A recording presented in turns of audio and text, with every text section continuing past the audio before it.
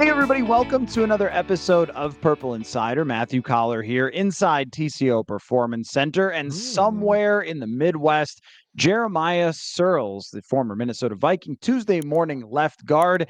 Jeremiah, this is going to be a hybrid episode where we both have a game to break down and a game to preview for Thursday night. So what I want to do is I want to take things that you observed from Sunday and apply them to Thursday.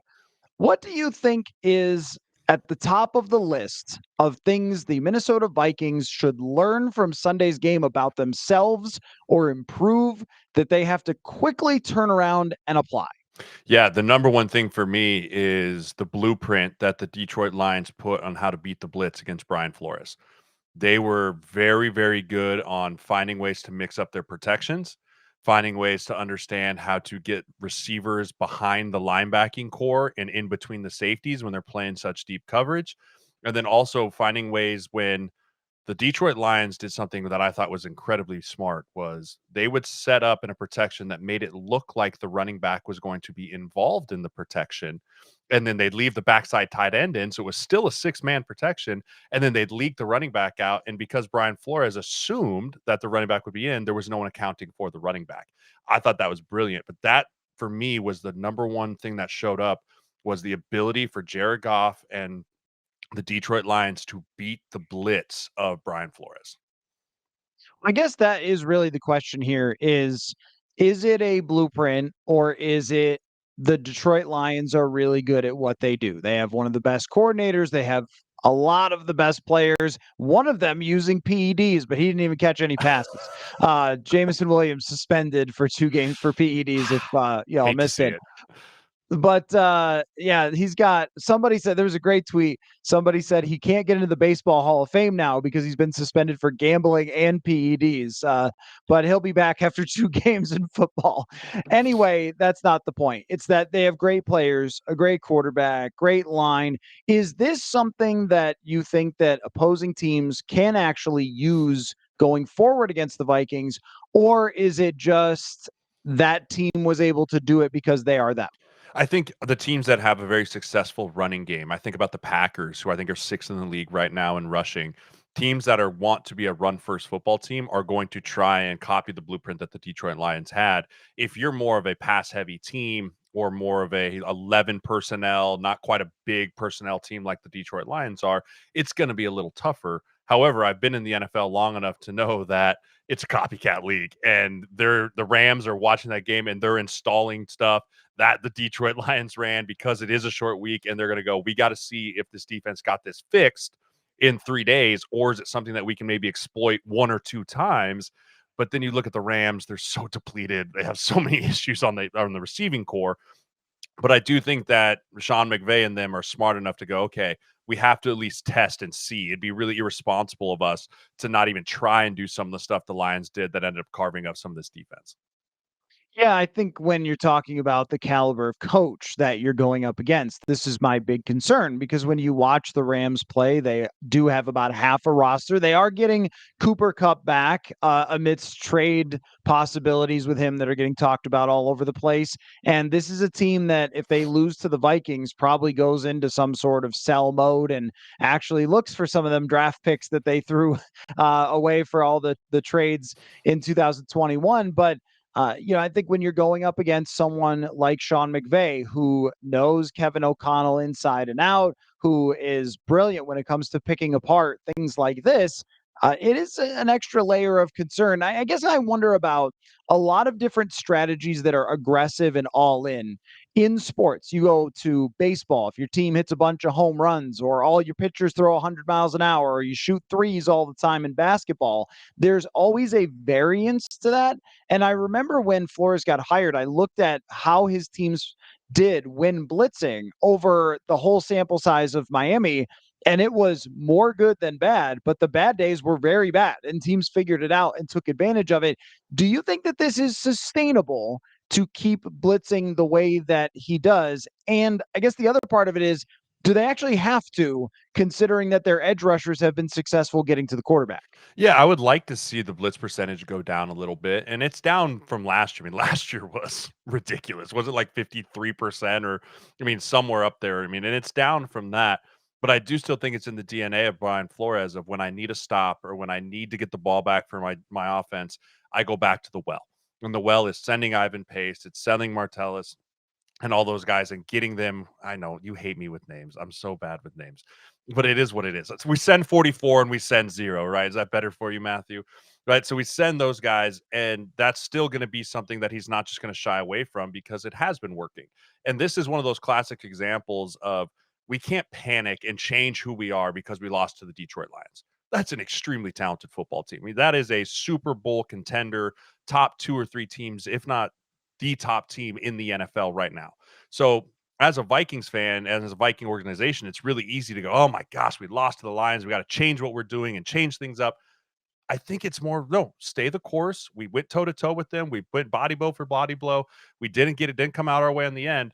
But the worst thing we could do right now is just change everything and say, okay, no more blitzing, no more of this. Like, just, I think we're going to be okay just staying with it. But being able to learn and adapt and grow and develop from this game is going to be the more important piece. It doesn't seem like Blake Cashman is coming back. I've heard. His name is pronounced Cashman. If you need some help with that, and Josh Metellus, who's been on the team for the entire I time that know. we've done the I podcast. I know. Leave me alone. Anyway, anyway, but Blake Cashman being out, I think, was a pretty huge factor because the blitz is not getting home. And Jared Goff was something like 15 of 16 for 159 yards when they blitzed. And I think one of the things that actually you explained it on the show last week about Cashman is that he can play the cat and mouse game with the quarterback, and they just don't have that type of person with that experience and knowledge of the defense like he has. And Cashman has kind of been on this, like on a string with Brian Flores. They're on the same wavelength. It's just a lot of a harder thing to do with someone like Ivan Pace, who's only in his second year in the league and has not been doing it all year. I think for maybe a normal defense where you just line it up and play, okay, fine. But for something so complex, I thought we got a sense for who maybe the most valuable player on this defense might be.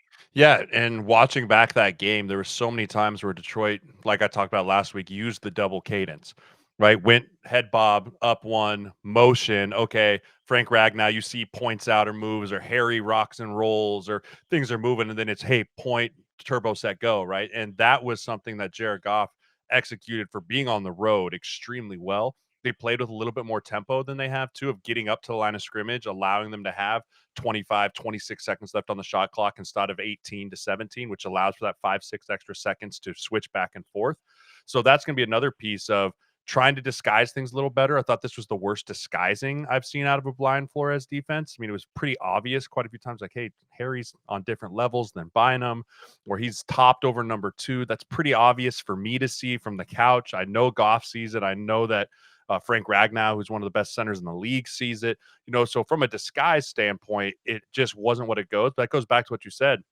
If you can't be checking and playing that who has the pen last, you can't really disguise because you got to make sure everyone's getting to where they need to go. So that's going to be something that needs to be going forward too, is how do we disguise better? How do we check better? How do we put the offense on their heels a little bit more than we did in this game with Jared Goff? On the offensive side of things, it was kind of an odd one to analyze because when you look at the numbers, how many yards per play that they averaged, the success completion percentage for Sam Darnold, the yards per carry for Aaron Jones, you think, all right, if you do this every single game, you will win almost every time. But there were also lulls in the game where they had some 3 and outs. They didn't have long drives. They made mistakes. I don't know what happened with Jordan Addison in this football game, not lining up correctly. And then it seemed ran the wrong detail on the 3rd and 4, where Jefferson should have been open, but it seemed to distract Sam Darnold a bit that Addison was in the area. That is not supposed to be how it goes, as Kevin O'Connell told us yesterday. But at the same time, like look at the end of the day, the numbers and everything else point to a very good offensive performance against a defense that's vastly improved from where it was last year. How did you process what happened on the offensive side? Hang on. Let me silence my phone real quick so I can tell you that Us Days at US Cellular is back again. Exclusive offers just for customers, just to say thanks. Right now, you'll get $1,200 off any phone plus $400 off any tablet. Amazing, right? But my family is so excited about their new devices, they keep texting me during the show. They're all about Us Days deals like $1,200 off any phone, $400 off any tablet. Terms apply. Visit uscellular.com for details. Yeah, it was if you just watch the offensive side of this game and take away the defensive side, you would have said, "Oh, Vikings won." Right? The way they were able to move the ball up and down the field, and it's going to happen. You're going to have some 3 and outs and that type of thing, but it never compounded. Right? It never was like 3 and outs in a row or, getting one first down and then having to punt multiple times. It was kind of, okay, they beat us on here, went to the sideline, make adjustments, come back out, execute a scoring drive. Right? Going through there, I thought they did a great job of adapting throughout the game of what Detroit was throwing at them and how they kept them on their heels with balancing the run, balancing the pass, taking your chance to take those shots down. I mean, the one thing that two things really glare out to me. One, the turnover by Sam Darnold, that can't happen. Like those are plays that you just can't do. And then the play call at the end with it was 3rd and 4. They had 2 timeouts. You're probably going to give them the ball back if you kick the field goal anyways. Make them burn that extra timeout, make them go the length of field without that. That was a questionable one to me too, but I understand, you want to go for the bleed more clock and all that. But those were really the two things on offense I was watching going, that's kind of all I can really be and complain about right now. Like that's really it. And when you lose a football game, you're always going to over scrutinize, but everything else, I felt like they executed well. I felt like they did really well in the run game of getting a hat for a hat and making sure. And man, Aaron Jones back was such a key maker. We're so lucky he wasn't hurt for much longer. Like the bye week came at a perfect time for that.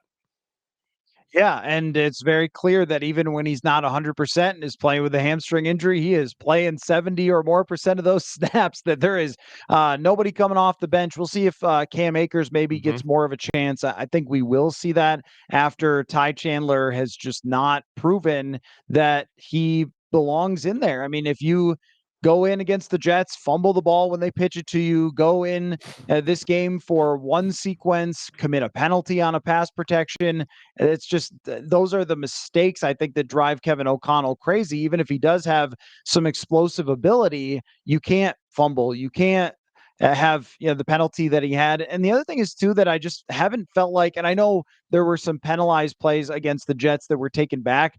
I just haven't felt like when he's had the ball in his hands that he's had that same jolt this year. Maybe it's just a small sample size, but if he's going in and creating a 15-yard run every game, well, okay, then you'll deal with a couple of mistakes, but that hasn't really materialized. So I wouldn't be shocked to see Cam Akers. They pass protected very well overall. I was Mm-hmm. actually surprised after the game. I thought, I don't know. I didn't think the run blocking was all that good throughout the game, but right after the game, my reaction was, I felt like some guys were in the backfield. There was a very notable hit on Sam Darnold that was low where Ingram got the holding call, and there the holding calls called back a few plays. But then when I look back at the numbers, a lot of Sam Darnold's pressures were credited to him for holding on to the ball a little bit too long. And the tackles, once again, how crazy is this for a statistic? We are 6 games in. They have not, either Darisaw or O'Neal, not reached 10 pressures allowed. That's nuts. You at tackle may have allowed 10 in a game at one point. Easy. I'm Easy. joking. But no, you're right. I mean, there's guys that allow 5, 6 pressures a game. I mean, it's not. I mean, Ed Ingram, I think, had like 8 one time last year, right? And so it's definitely possible. And you talk about the quality of player that they have played. I mean, they played against Nick Bosa. They played against Rashawn Gary, right? Like lots of really quality players. And to have your tackles be able to give your quarterback confidence in the pocket, that's so big. I mean, because Sam does hold on to the ball a little longer than I would like. I mean, and that goes back to what we talked about 2 weeks ago, the decision making and the processing power of Sam Darnold. That's got to get sped up, right? Because yes, your tackle's doing great, but if it's one injury away, it's one guy's not feeling 100% because he got his ankle rolled up on whatever, and that half second makes the difference between a sack, fumble, or a completion. I'd love to see the processing power of Sam Darnold step up and get the ball more to his first read and those type of things. But our offensive line in the pass protection game on the edges has been phenomenal, stellar. That play that Darisaw had where he throws the guy down, does a pirouette, comes back out and picks him up like he was standing still. That's an unbelievable move by a man that big. Like, to if you really stood, if you just stood next to Darisaw, which you and I both have, and then watch on tape what he did, it'll break your brain. It'll break your brain to think that a guy that big can be that nimble and still get himself back to balance to stop someone running forward. I mean, he is a specimen of a human. I remember when you and I were talking in 2022, you came out to training camp and you were talking to some people, I believe it was the joint practices, Mhm. and somebody said to you, "Man, this Darisaw, he could be like Trent Williams." And both of us were like, "Okay, let's put." But in all seriousness, I don't think he's quite at that level because that's like GOAT. Yeah, But it's not that far away with the trajectory. things. And right, he's still offensive linemen get better into their late 20s. He's not even there yet. That's been a huge part of it. But if we're going to use a what does that stat mean? Right now, Sam Darnold has the slowest snap to release of the football in the entire league because Brock Purdy threw some quick passes this weekend and got a little below him. Brock's going to have to throw a lot of quick passes now with one receiver in the hospital and the other done for the season. But the slowest in the league, and I know play actions and bootlegs and scrambles, like all those things add to that time from snap to release. I did feel like it was a little better with the short passing game this week, if not quite a bit better at times, but it really didn't materialize to get them a lot of yards. When he's completing a 6-yard pass, all right, you're moving the offense forward onto the next one kind of thing. I would like to see the ball come out quicker from him and not have to ask your tackles and your offensive line to block for as long. And I think if there's something that is going for the Rams, they do rush the passer. They Mhm. do have I think, overall a good defense, but despite not having Aaron Donald anymore, they find ways to get pressure. That's going to be a huge factor in this game because Detroit not having Hutchinson, I thought it really showed that they did not have him. Yeah, definitely. And we talked about what does Detroit do? I mean, they're going to have an answer there. That was You talk about building around. It kind of felt a little Daniil Hunter-ish last year for Vikings, where when he wasn't out there, everyone's going, "Who? Someone should be getting to the quarterback right now. Someone should be affecting him more than this. This is not what I'm used to seeing." Not having 97 out there was a big factor for the Detroit Lions. Now you flip that and look at the LA Rams.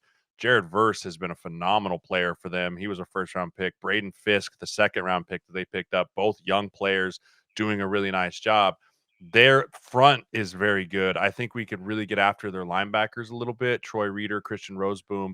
I think those two guys are quality players, but it's also one of those things where you're looking for mismatches there. I think that's where you look for it on the run game side. But yeah, if we want to go true drop back against this team, it's going to be a challenge. Yeah, and Kobe Turner is another guy who has Yes. become a really excellent player. And anytime there's somebody who can rush inside, we have to pay a lot of attention to that. Although I am curious if we see a change at right guard for this week, especially because when you look at Ingram is talked about as their best run blocker, but it really hasn't been such a difference maker. It's not like he's Zach Martin against the run and Dakota Dozier against the pass. It's more of he's average or below against or with the run blocking, and I would rather just have Dalton Reisner in there. Why is it?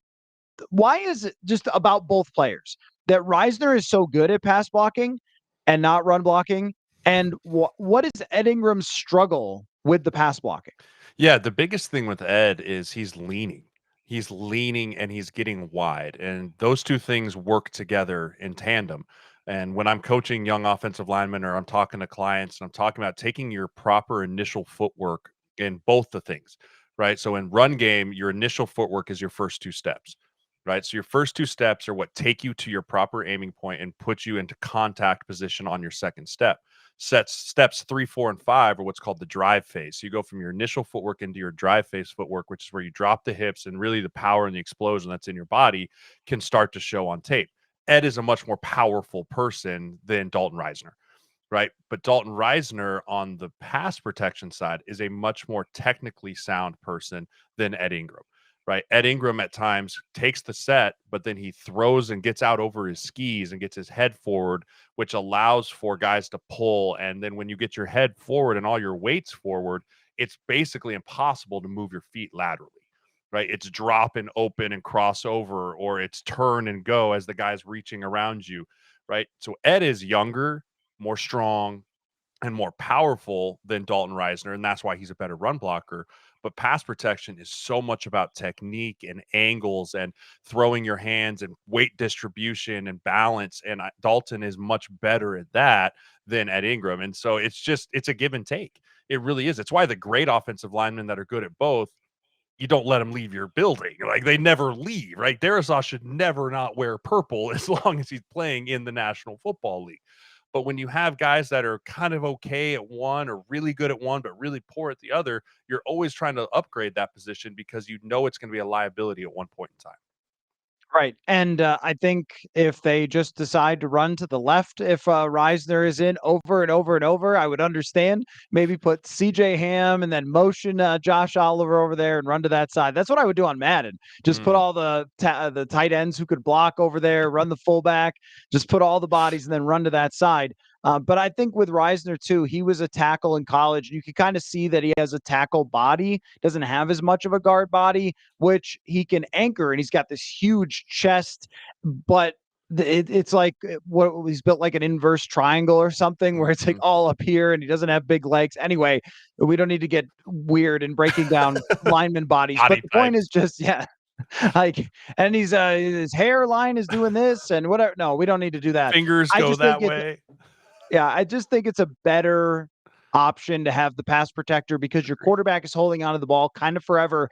And if you lock it in, then Bradbury becomes the only weak point in the pass protection, which I thought he had a pretty bad game against Detroit. But you can deal with that. So far, they've had the two guys as their weaknesses in pass protection, which has caused some problems.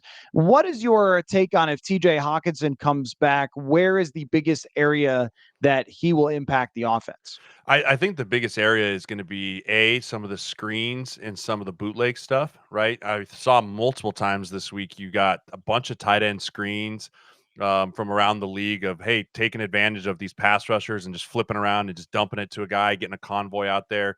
Josh Oliver's great, but he's not as good with the ball in his hands as Hawk is. And the other piece is just more of that security blanket in the middle of the field between the safeties, behind the linebackers, of just 8-10 yards. Also the play action game, the seam routes, the one Josh Oliver had a touchdown, I believe, against the Giants, right? Like more of that is going to be incorporated in the offense when your first read is the tight end. I don't think we have a lot of plays in right now where the first read is get Josh Oliver the ball. Right? It's just not what you really want to do as a play caller when you love your guy, you love him to death, but you know he's not the best weapon on your team. So your first read needs to be where's 18, and then second read's going to be Addison, then my third read's going to be to Oliver. Right? When you have Hawk in there, you have an entire piece of the playbook that's kind of been untapped where you're open and going, hey, first read is find Hawkinson. Right? Find him, get him the football, get him involved. That's going to open up a lot more of the playbook. Yeah, I think too that Sam Darnold, there are some quarterbacks who have this. If you ever played Madden 05, the cone of vision for the quarterback, I don't know Yes. if you remember that. Oh, yeah. They could see the whole field, or at least in their brain, they can imagine the whole field. And this is where you are an absolute freak, prodigy, psycho like Drew Brees or something who can just understand where everybody is without actually seeing them. I don't think that's Sam Darnold. I don't think that's most quarterbacks. And TJ Hawkinson is the guy who's kind of right in front of your face. He was this for Kirk Cousins, and they had a great relationship. I think because he was right there. He would read the linebackers, find the space. He had some options on plays where he could say, all right, this is the way they're playing it. I'm going to go upfield a little. This is the way they're playing it. They're dropping back. I'm just going to be here for my quarterback. And that is now your check down. Normally, we think of the check down as, well, throw it to the flat or the fullback or something. But in this case, it can be your, all right, they grabbed Jefferson, so he fell down. Addison's double covered. What do I do now? And Hawkinson is that guy, but he's not only that guy, he's also that guy who can gain you 7 more yards after that, which I think is really what's missing here when it comes to Oliver or Munt. It's creating separation when they play man against the tight end, because I don't think I've seen Darnold throw a pass to a tight end where they were playing man. That changes immediately with this guy because he's basically a slot wide receiver. And just the security blanket of, all right, I hit the back foot. It's not quite there. And now Hockenson is. How how high is the ceiling, in your opinion, for, and I'll pull this up for their statistics after you answer. How high is the ceiling for the offense, knowing that they've played a lot of tough defenses so far, knowing that the caliber of defense is not going to be the same going forward, and that they're getting Hockenson back? Yeah, I think that if you can start to incorporate more of a 12 personnel set, right? One back, two tight ends, and get to more running plays out of that, but also open up the pass plays out of that from a true drop back perspective, from under center to a play action perspective to a easy high percentage completion percentage. If it's a naked bootleg and Hawkinson crashes down and then rolls out into the flat and, like you said, catches it and turns up field for 8-10 yards, there's a lot more yards out here for this offense with multiple tight ends in when one of them is a true threat in the pass game. Right, we get in 12 personnel right now, and you put Johnny Mont and Josh Oliver out there. No one's super concerned about a dude blazing up the seam route or super concerned about a corner route from a tight end in the end zone. You know, I watch like the Bills, and when Dalton Kincaid's out there, he's a priority for a lot of these guys, right? Last night, Mark Andrews was not a priority, and he torched the Tampa Bay Buccaneers. Brock Powers is a guy that's been a huge priority and massive for them. So you start talking about adding in an entirely new weapon. I just don't think it can be stated enough of what he can do to open up this offense from a different personnel's perspective, right? Not just from a yards or anything like that, but if you can add 12 personnel into your entire offense and be productive in that personnel group, there is so many things you can do out of that group from a run and pass perspective. It's put so much strain on the defense. So they are 16th right now in expected points added on offense, which I think is a pretty good catch-all stat to give you an idea of the overall strength. And they are 13th in passing offense. To me, that is good enough to get you to the playoffs, a stretch to say that you're a serious Super Bowl contender if it stays there. So getting back one of your best players and Pro Bowlers, that's where you would assume that there's going to be some ascension. And I think there has to be. I think it has to be a little bit more consistent offensively. Taking the accumulation of the last three games of the second half of Green Bay wasn't really good enough. The Jets was tough. The Lions was a much better game, but I wouldn't say that they put up 500 yards or that they were unstoppable on offense the way the Lions were at times. So I think it does have to improve for us to get to the conversation of saying, yes, you have a good enough offense to go deep in the playoffs, because normally passing offensive expected points added, which is really just how you perform versus the situation, that's been one of the best indicators for who's going to the Super Bowl year in and year out. If you always bet the best passing EPA teams, you're probably going to win a lot of the time. And it just has to be a little bit better. I mean, it's on the fringe of being really good. It has to be a little bit better, which brings us to Sam Darnold. Let me give you a couple statements, then you tell me which one you agree with. Okay. Sam Darnold is right around the corner from greatness. Sam Darnold's bit of a roller coaster that we've seen the last maybe 3 weeks is really who he is. Sam Darnold has overperformed and will probably continue to regress a little. Which one of those three statements would you land on? I would land on the roller coaster. I would land on the roller coaster, and I think that we knew that going into the year. We've been pleasantly surprised that the roller coaster has been going up more than it's been going down in the first part of this season. But it's not fair for us to look at Sam and say he's automatically going to regress, right? I don't think that's fair to say to him. He's proved us wrong to this point for us to really like land on that. But I also don't think it's logical for us to say he's going to be fantastic and he's going to be the guy that we all hoped he is, because he's never been that guy.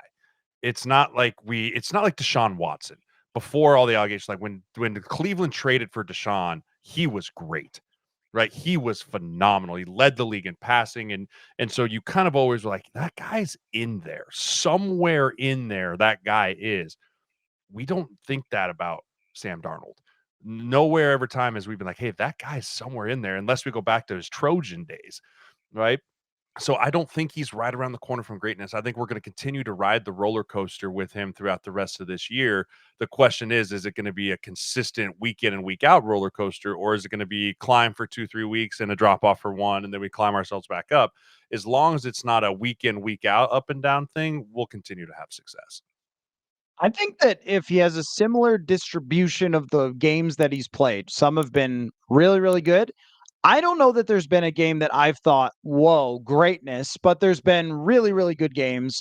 And there's been an average game or two. And I guess I would put the Lions game into the average category because there were some throws that were missed. There was a bad interception. And then there's one bad game. So if he plays above average in 4 of every 6 games, the rest of the way, then you're in good shape. And Mm-hmm. what you need is him playing his best football when it comes to the playoffs. And he has been at the helm to beat good teams so far. So it's not like we're still asking, well, can he really step up and make a big drive? Or can he really, go toe to toe with a good quarterback at Lambeau or something like that? We've seen enough of it, but I think we've also seen that there's going to be times where he holds on to the ball too much, or he thinks he can scramble and make a play and it's not quite there, or he thinks that he can fit something into a window that he can't fit it into.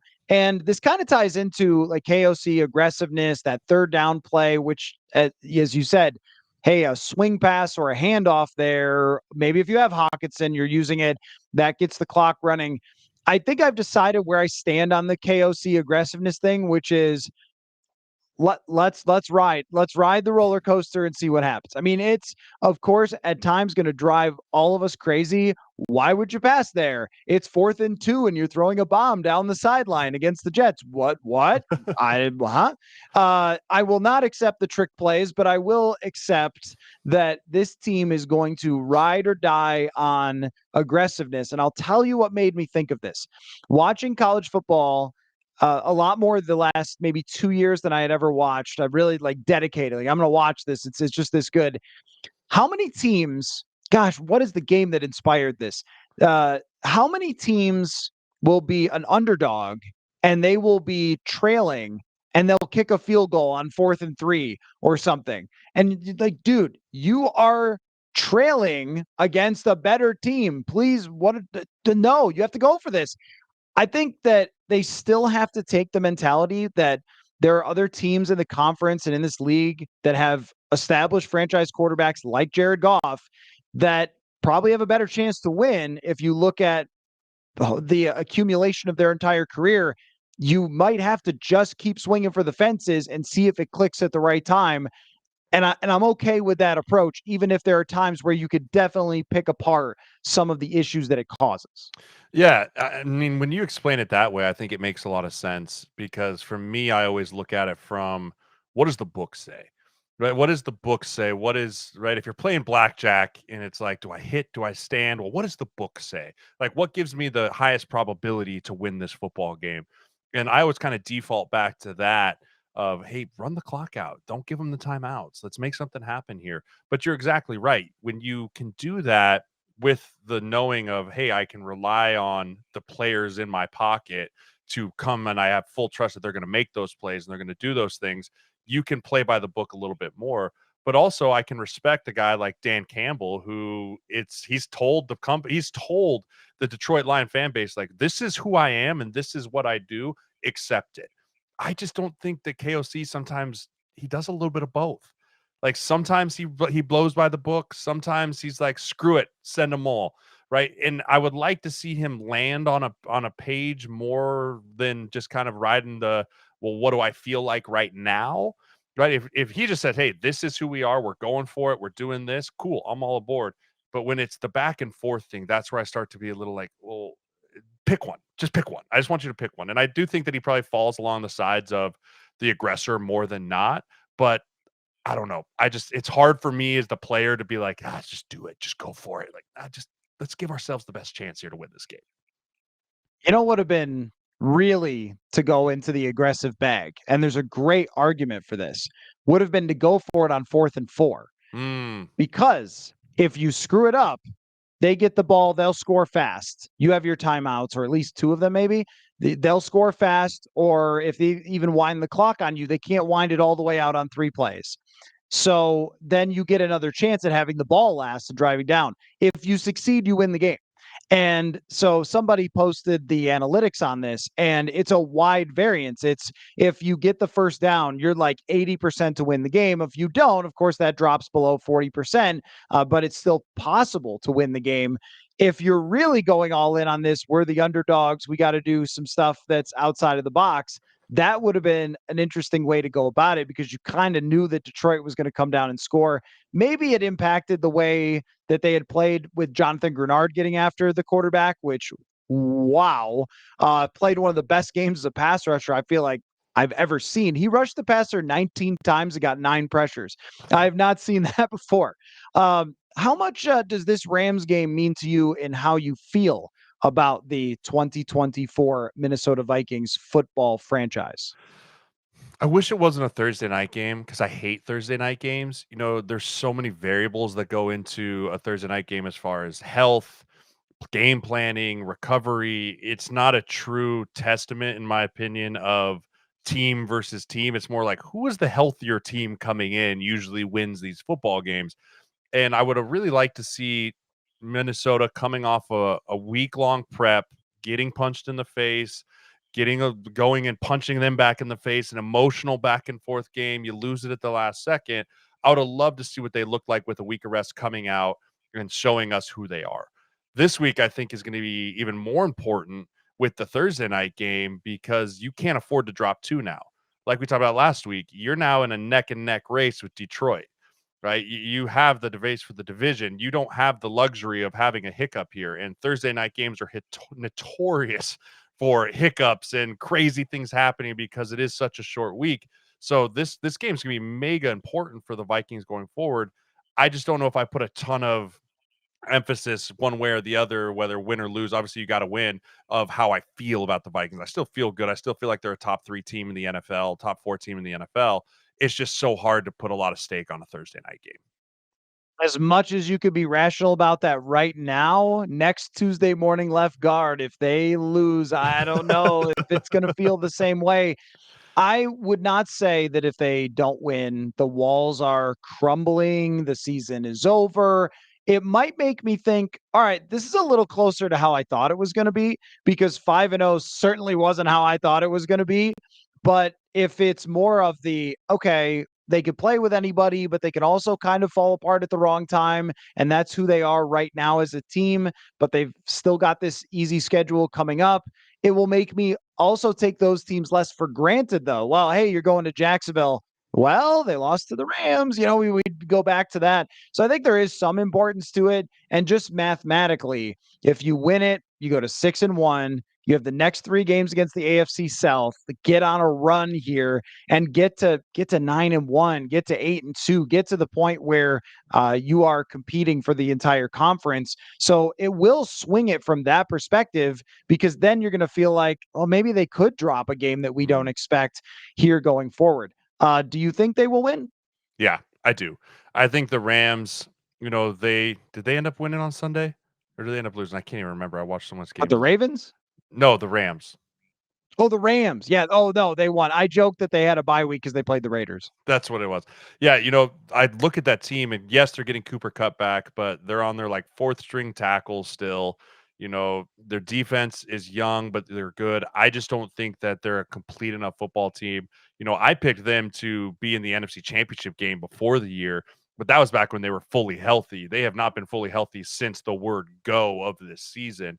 And I think, again, coming off a short week with some young players that are going to have to play in key roles for them because of that, I do think the Vikings end up winning this week. Yeah, I'm easily going to pick the Vikings here. I think that the better team often just wins on Thursday night Mhm. football. Shorter prep. It's a lot more just about talent than it is about tricking each other. So I think that they will win, and we won't have to have that conversation about what it means that they didn't.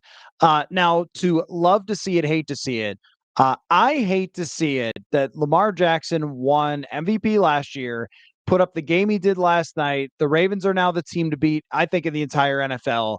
And every team in the league had a chance to at least make an offer to Lamar Jackson a couple years ago. Now, the Ravens probably match it. They probably don't take the draft picks and everything else, but nobody even gave it a shot to find out. I mean, can you imagine the Atlanta Falcons with him, the Minnesota Vikings with him? I know it doesn't look exactly the same because it would be expensive, but there's this thing about never paying quarterbacks. No, pay the right ones the big money and you'll be okay. Lamar, the right one. Just what an unreal performance on Monday Night Football. That two-headed monster of Lamar and Derrick Henry is going to be borderline impossible to stop if they stay healthy. I mean, that offensive line is clicking. They're enormous, right? Roger Rosengarten, second-round pick out of Washington, has been one of their best offensive linemen as a rookie. Daniel Falehi, the Minnesota Gophers' finest, 390 pounds of them in their right guard. All-pro Tyler Lindenbaum, right? Pat McCarry in at left guard, and then obviously Ronnie Stanley's been a Pro Bowler multiple times at left tackle.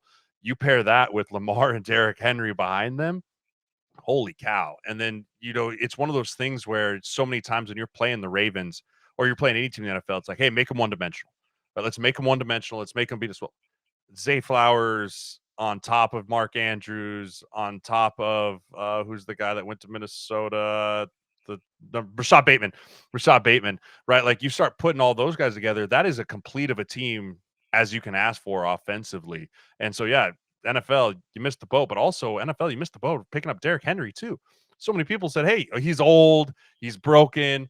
I'm watching 250 pounds roll down the sideline, pulling away from defensive backs, going, my brain can't comprehend what is happening right now. Right. And so, yeah, the Ravens are on a tear. They started the year slow against the Chiefs, but they will meet again, and I will look forward to that game. In 2002, Derrick Henry would be the highest paid player in the NFL. Like, 100%. and I think if we were making an all-time freaks list and you just went, I mean, Adrian Peterson might be the all-time freak running back, but Derrick Henry is pretty darn close with his size. And I love that picture of him in Alabama with Mark Ingram. So what do you got for love to see it, hate to see it? My hate to see it is if you're a New York Giants fan and you had to watch the man that you let walk out of your building, go to your division rival, not have a revenge game, but to come into your stadium that he built on the backs of Saquon Barkley the last 4 years and have him alone outgain your entire offense, that is a painful pill to swallow. That is a tough one. And then, of course, they had the hard knocks where the owner's like, well, I just don't want to see him go to Philly, right? And it's like, it's okay. I mean, I understand why they moved on from him, but that had to hurt so bad as a Giants fan to come back and watch that man just gash you up and down. I think he had 176 on the ground, like another 19 or 20 yards receiving. So, I mean, almost 200 yards, all purpose yards. And then to watch your offense put up 119 yards, 119 yards. It's a tough day to be a Big Blue fan, man. It's a tough day. There's some teams that are so far down that you just feel a pang of sadness. I'm not saying super sad, but I mean, the Giants, what do you do to Mm. escape this? And at least with a team like the Panthers, you could see the path. Like they're tanking. They're going to be the worst team in the league, and they're going to draft the top quarterback and see what they can do from there. And that has worked sometimes and not worked sometimes. New England, though, I know an offensive line that got called soft once upon a time, and 2016, not a thing to do. I learned about that in my first year covering the team. Do not call your players soft, my friend. Gerard Mayo, amateur hour in New England. That is the fact that he's a former player and did that is mind blowing to me. I tell people all the time, you can call me an a-hole, you can call me just about anything, and I'll be like, okay, but there's something about the word soft as an NFL football player that it's fight on spot, right? You look at me soft, I'm soft. I'll show you soft, mother. Like, you know what I mean? It's just one of those things that behind closed doors, in a personal meeting, in a family meeting, in the meeting room to say, boys, we're not playing very good football. This is soft football right now. That's the way. But when you publicly come out and say it, you're immediately telling your players, I don't have your back.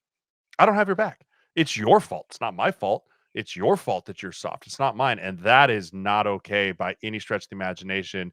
It's kind of been a train wreck from the start. You talk about looking back at like the Judon stuff that happened with him and that blow up there, going up there. That's a tough place to be right now because there's not going to be a lot of happy people in that locker room when you call them soft publicly.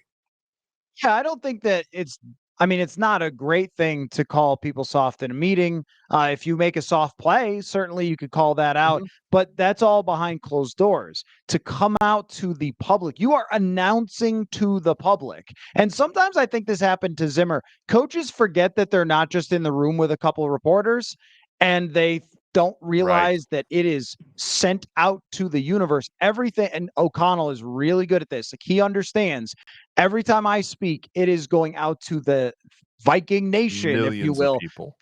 The fan, and there is a certain former Viking player who I talked to about the media and how to deal with it. And I said, what you have to remember is when you talk to us, you talk to the players' families, your teammates' families. They all watch these things. They all read this stuff. They know what we're saying. They know what you're saying. So if you say it was somebody else's fault, not mine on that play, that person's whole family is texting them. Did you see that your teammate called you out?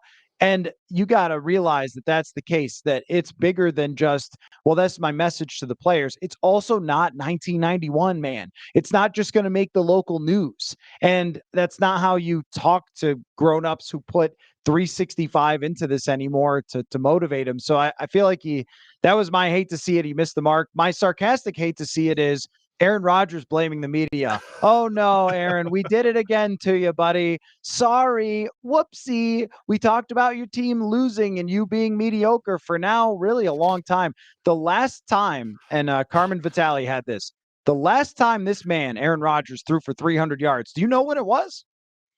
I don't. 2021. Ooh, yikes. I did not know that. That Yep, is it has atrocious. been a long time.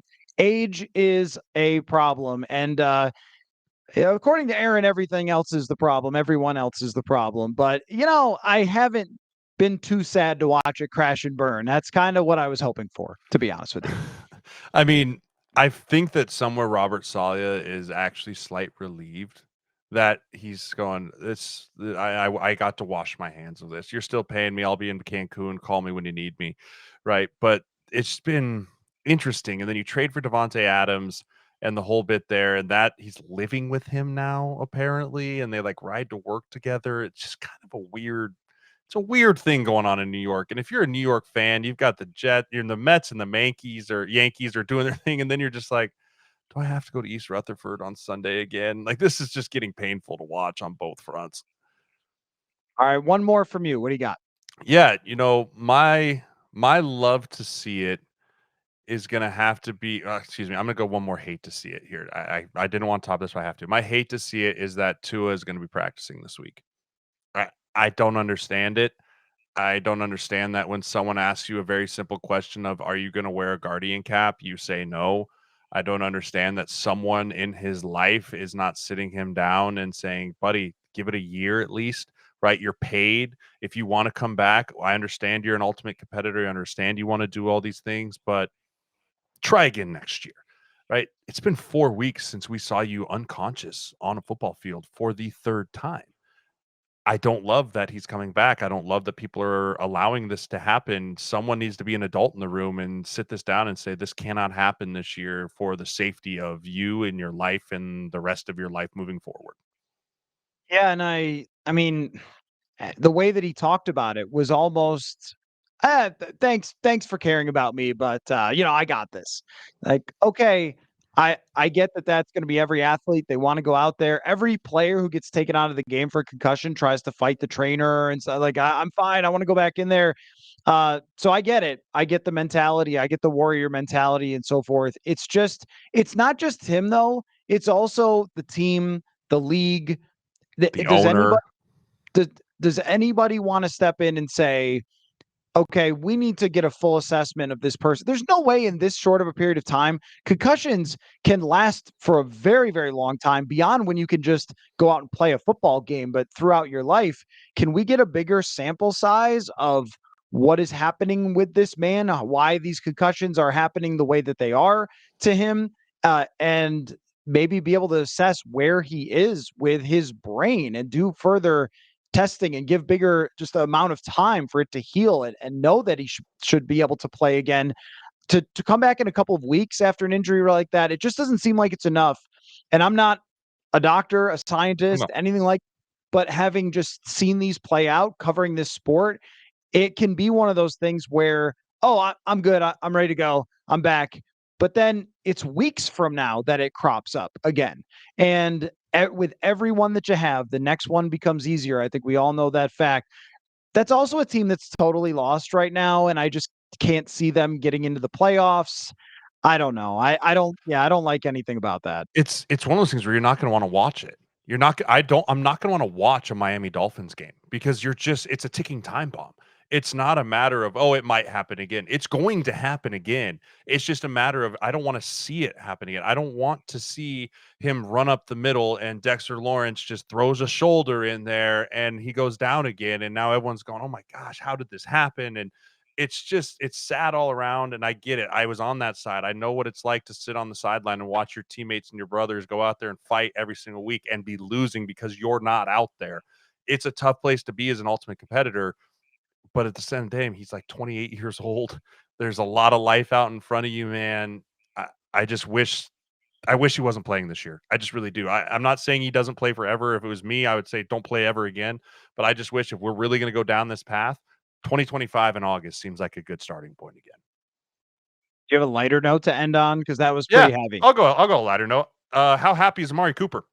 Amari Cooper decides, hey, gonna get traded over here, play with Josh Allen. Deshaun Watson goes down for the year. Dorian Thompson-Robson's now fingered, so he might have been catching balls from Jameis Winston, but now he gets to go catch balls from Joshua Allen, right? And to have the touchdown to where Josh comes up and kills it, and he looks out at Coleman and gives the old double palms up, like, I don't know. And he goes, just go cook the safety. Okay, I'll go cook the safety, and Josh will throw me a dart where it's a spear and it'll kill me. No one's happier than Amari Cooper right now. That's going to be a big pickup for the Bills. Keon Coleman kind of found his way again this week. They're starting to get rolling again. They're not out of it. They're not, as long as Josh Allen is the quarterback there, they are an absolute Super Bowl contender. I apologize for doubting them. I also thought the division would be a little better. Yeah. They're going to run away with that division and go into the playoffs with another shot at it with Josh Allen. And I mean, if you're picking teams right now, it's probably Baltimore 1, Buffalo 2, Kansas City 3. Maybe Kansas City needs to play a single good looking game for them to have that title. I don't know. But what Buffalo did, just taking apart Tennessee with Amari Cooper, very, very impressive. So Mhm. next Tuesday, we'll have this Thursday night game to break down, another one to preview going forward. It'll be national television against the Indianapolis Colts. That'll be fun. So we will talk then. Thank you so much for your time, Mr. Sirles. Absolutely. As always, football. Football.